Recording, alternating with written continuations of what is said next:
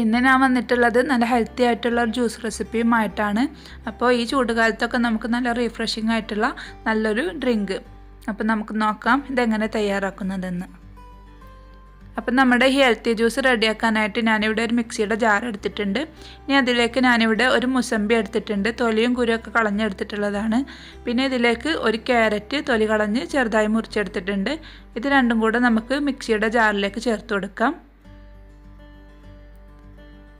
ഇനി ഇതിലേക്ക് ഒരു ചെറിയ പീസ് ഇഞ്ചിയാണ് എടുത്തിട്ടുള്ളത്, അതുകൂടെ ചേർത്ത് കൊടുക്കാം.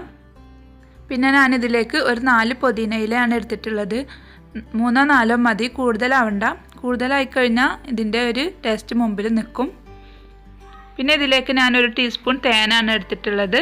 ഇത് ഹെൽത്തി ജ്യൂസ് ആയതുകൊണ്ട് തന്നെ ഇതിലേക്ക് ഞാൻ പഞ്ചസാരയൊന്നും ചേർത്ത് കൊടുക്കുന്നില്ല. ഇനി നിങ്ങൾക്ക് പഞ്ചസാര വേണമെങ്കിൽ ചേർത്ത് കൊടുക്കാം കേട്ടോ.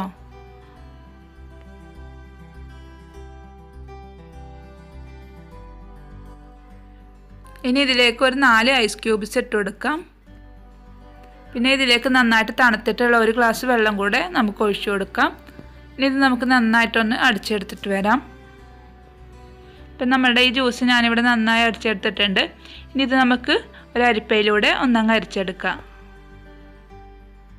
ഇനി ഇത് നമുക്കൊരു സർവിങ് ഗ്ലാസ്സിലേക്ക് ഒഴിച്ചു കൊടുക്കാം.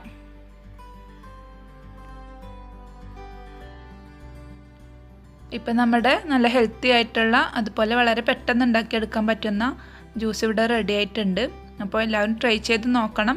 പിന്നെ നിങ്ങൾക്ക് വീഡിയോ ഇഷ്ടമായിട്ടുണ്ടെങ്കിൽ ലൈക്ക് ചെയ്യാനും ഷെയർ ചെയ്യാനും ചാനൽ സബ്സ്ക്രൈബ് ചെയ്യാനും കൂടെ ഒന്ന് മറക്കരുത് കേട്ടോ. Thank you.